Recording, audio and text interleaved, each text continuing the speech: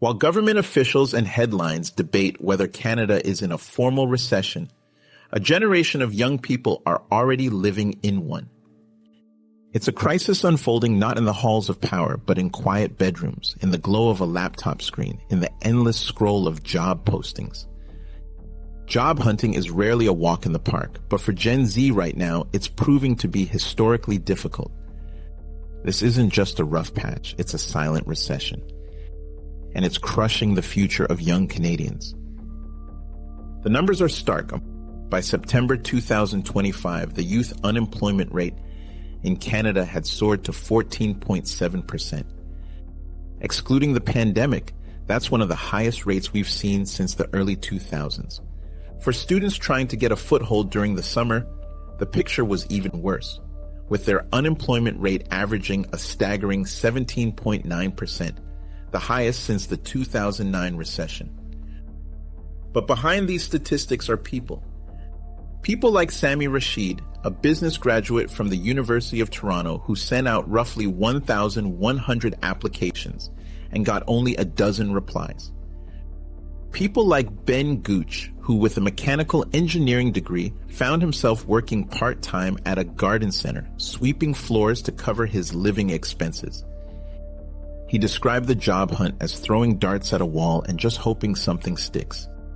These aren't stories of laziness or a lack of effort. They're symptoms of a profound economic shift, one that is disproportionately sidelining an entire generation. They're doing everything they were told to do. Get an education, work hard, only to find the goalposts have not just been moved, they've been removed from the field entirely. Entering the workforce during a major downturn doesn't just mean a few tough months of job searching. It can lead to lower lifetime earnings, a higher chance of future unemployment, and a career trajectory that never quite recovers. Research shows that a significant spike in the youth unemployment rate when you graduate can cut your earnings for years to come. This isn't a temporary blemish. For many, it's a permanent scar that alters their financial future, their ability to buy a home, and even their decision to start a family. So why is this happening? Why is the job market for young people at a level typically seen during a recession, even when Canada isn't officially in one? It's not one single cause, but a perfect storm of economic forces. First, there's a massive skills mismatch. On one hand, we have hundreds of thousands of bright, educated graduates. On the other, a huge number of Canadian businesses say they can't find qualified candidates. There's a growing disconnect between what post-secondary institutions teach and the skills the modern economy actually demands. Employers are increasingly looking for specific, often technical skills in areas like AI, cloud computing, and data analytics. At the same time, many have raised the bar for entry-level jobs, a trend called degree inflation, where a position that once required a bachelor's degree now asks for a master's and 3 years of experience. This leaves young graduates in a catch-22. They can't get experience without a job, and they can't get a job without experience. Second, we have the gig economy trap. For many young Canadians, the traditional career path with a stable, full-time job and benefits is a fantasy. Instead, they are funneled into short-term contracts, freelance projects, and on-demand work. Recent data shows that about 8 to 10% of the Canadian workforce participates in the gig economy, but young people are far more likely to rely on this kind of work. While it offers flexibility, it comes at a steep price. No job security, no benefits, no paid sick leave, and intense income volatility. You're not an employee, you're an independent contractor responsible for your own future, a precarious position for someone just starting out. And the final blow is the collision of a weak job market with an unprecedented cost of living crisis. Home ownership is a distant dream for most. In major cities, it now takes a minimum income of over $200,000 to buy an average home. Rent is skyrocketing, and so are groceries. Young people are spending far more of their income on essentials like housing than older generations. At the same time, the job market has become saturated. A sharp rise in Canada's population of young temporary residents has increased competition for the few entry-level jobs available. It's simple math, more people competing for fewer opportunities. This combination of factors, a skills gap, a precarious gig economy, and an affordability crisis, has created a pressure cooker environment. It's not just that the ladder to success is harder to climb. It feels like the rungs are breaking under their feet. This isn't just a youth problem. The struggles of Gen Z are an early warning sign for the entire Canadian economy.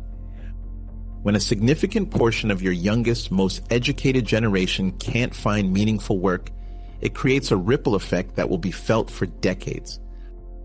For starters, there's the lost economic output. Deloitte has estimated that if youth unemployment and underemployment aren't addressed, it could cost Canada approximately $18.5 billion in lost GDP by 2034. When young people aren't working, they aren't earning, spending, or paying taxes. Their potential is squandered, and the entire country is poorer for it. Then there's the acceleration of intergenerational inequality. The dream that each generation will do better than the last is dying. While older generations built wealth through stable jobs and an accessible housing market, Gen Z is starting their careers with wage scars, mounting debt, and the inability to build equity.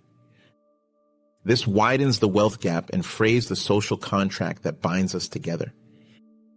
And finally, there's the brain drain. Canada is facing a massive wave of retirements, with around 700,000 skilled trade workers set to leave the workforce by 2028. We need young people to fill these roles and drive our economy forward. But if our best and brightest can't find opportunities here, they will leave.